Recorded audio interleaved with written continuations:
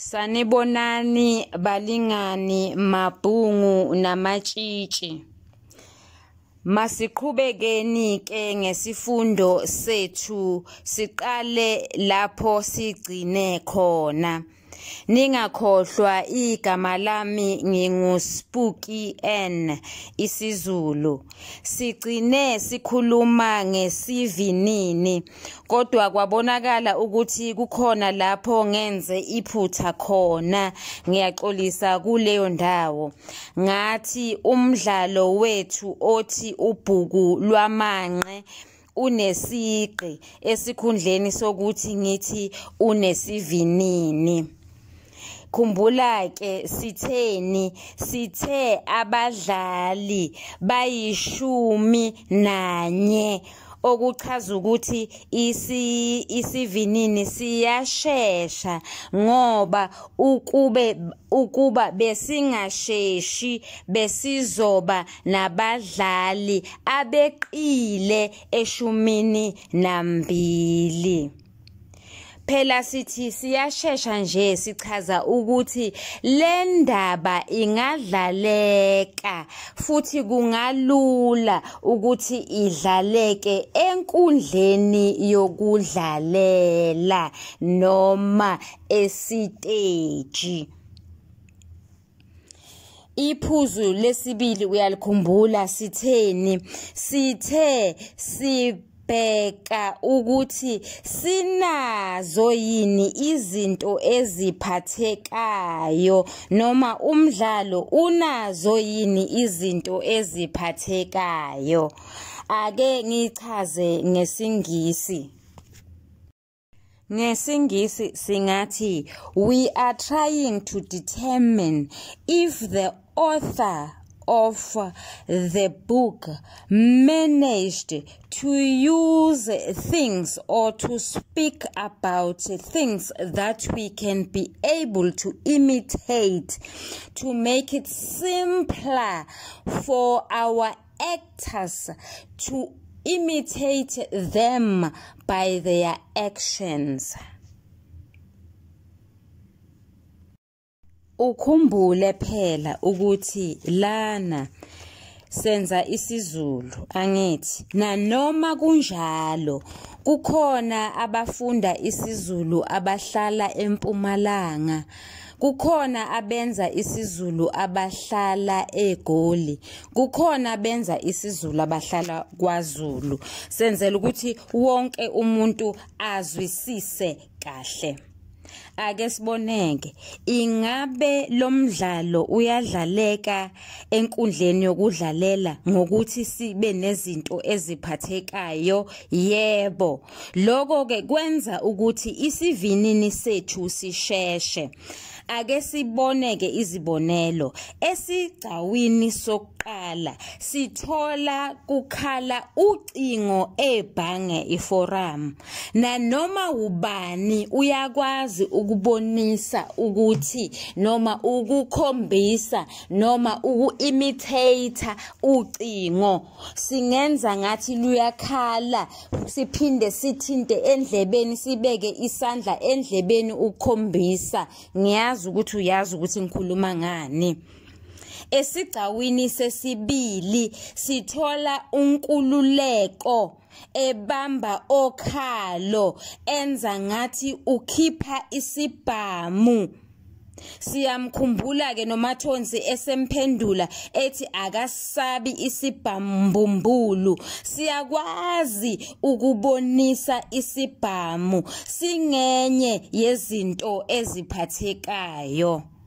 Ngenxa yokuthi sifunde lezi zigcawu ezimbili kuphela sizokuma lapho. Kodwa ke sicabanga ukuthi isithombe sesakhekile ukuthi uma sikhuluma ngezinto eziphathekayo sikhuluma ngani. Ake sibekise, uma ngabe sikhuluma ngezinto ezingaphatheki singakhuluma ngehlathi. Ungalikhombisa kanjani ihlathi enkundleni yokudlalela? Awukwazi ukulikhombisa. Ungalukhombisa kanjani ake sibekise okwesibili ungawukhombisa kanjani umfula ake sithi umbhalo bethi wawela umfula uhleziphi ungawukhombisa kanjani kumfula ukuthi nangoke manje uhleziphi wela umfula uma ngabe kunezinto ezinjalo ihlathi nemifula siye sithi isivinini siyanensa ngoba asizukwazi akuzukuba lula ukuthi lezo zinto lezo sizilingise enkundleni yokudlalela. Asithatheni iphuzu lesine isakhiwana. Isakhiwana yindaba ngaphakathi kwendaba. Futhi ukuze ibeke kahle singathi yindaba asithi yindatshana engaphakathi kwendaba. Uma ngabe ufuna ukukhumbula ukuthi ngathini phambilini hamba ke uye kule channel ethi The Curriculum Breakdown ubheke noma ubukele ivideo eyayithi ukuhlaziya ubuciko bomlomo kanye nenovel ulalele ungakhohlwa ke ukusubscribe. Isakhiwana sethu ke kulomdlalo sinazo izimpawu kodwa aziphelele. Usho ukuthini umem uchaza ukuthi phela isakhiwana sinesethulo sinomzimba sinesiphetho lokho kuphelele kodwa ke lezi hlokwana ezitholakala ngaphansi kwalokhu kungenzeka zingapheleli. Ake siqalise ukuze ubone ukuthi ngikhuluma ngani. Isakhiwana la esokuqala sisithola esigcawini sesibili. Ngithi esokuqala ngani ngoba yiso engiqale ukusibona kulombhalo wobuciko. Uma sesibona esesibili sizosho ukuthi esesibili kodwa uma usuphendula umbuzo uma kungenzeka uphendula umbuzo omude ungathe sokuqala nesesibili. Ngicela siyishiye lapho le ndaba ngoba angiyena osetha iphepha lesibili. Kodwa ke ake siboneke uma ngabe sithi izihlokwana aziphelele siqalaphi. Siqala ngokubheka isethulo. Siyamthola umlingiswa osemqoka, siyamthola ummeleli noma siyalithola iqhawe, unkululeko. Isisusa sodweshu ukuthi ufuna izingane zakhe ezimbili noma sibeke ngendlela uMathonsi abeke ngayo. uMathonsi wathi unkululeko ubezofuna izinkomo ezisiswe kuphi ngakho ke ufuna izinkomo zakhe ezimbili ezisiswe kwaMathonsi. Isizinda le sakhiwana senzeka kwaMathonsi ekhaya noma senzeka emzini kaMathonsi noma ungathi senzeka kulawunji kwaMathonsi. Ake siboneke manje sesiyaphuma ke manje kusethulo sesingena emzimbeni ke walesi sakhiwana yilapho ke sibona khona ukuthi aziphelele zonke izingxenye. Yiziphi izihlokwana esizithola emzimbeni wesakhiwo noma emzimbeni wesakhiwana? Bekufanele sithole ukubhebhetheka kodweshu, isixakaxaka novuthondaba. Kodwa ke lana inkinga sithola kuphela. Ngizosho njalo nakhona ngibona ngathi nje impela ngesingisi baye bathi sesiyafoster nje ukuthi sigibela. Abavamise ukuthini nje abantu bavamise ukuthi uforsa standing eTaxini, angeke wakwazi ukuma eTaxini, kufanele uhlale phansi. Singasho ukuthi siyakuthola ukubhebhetheka kodweshu lapho uMamhlongo ethi makuthathwe isagila, eyalela umyeni wakhe ukuthi akathathe isagila phohloze ikhanda likaNkululeko. Nakhona ke lapho sesiyafostela nje. Ake siboneke siyini kanti isixakaxaka. Isixakaxaka siyasazi sonke, ilapho inkinga ziqhamuka zibe ziningi kakhulu.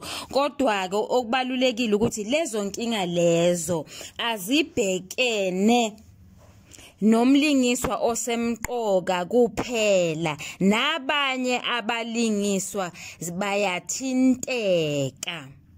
Uvuthondaba siyalwazi, yilapho indaba isifike khona esicongweni, noma yilapho kuqhabuka khona igoda. Inkinga yomlingiswa osemqoka icazululeka khona.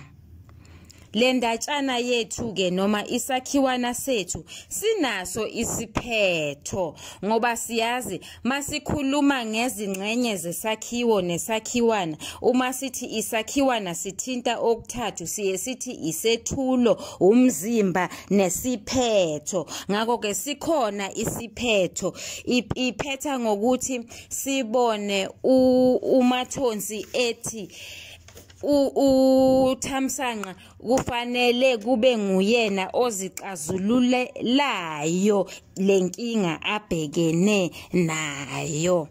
Masindluleni ke lapho sithathe ke manje uhlobo lomdlalo.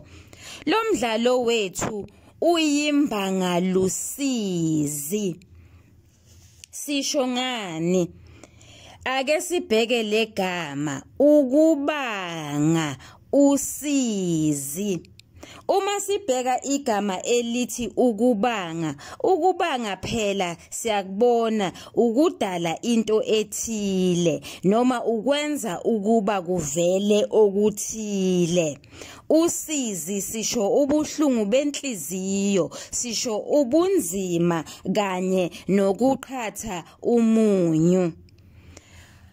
Sithi iyimbangalusizi indaba yethu ngoba uThamsanqa siyambona Nkosi yami ephatheke kabi enhliziyweni, uze athathe incwadi ayibhalelwe nguPhindisiwe ayibeke esifubeni sakhe, akhumbule ngosuku abashada ngalo, ochaza ukuthi ajeqeze emuva. Lapho umbhali usebenzise igama elithi akhumbule ukukhombisa isu lokujeqeza emuva.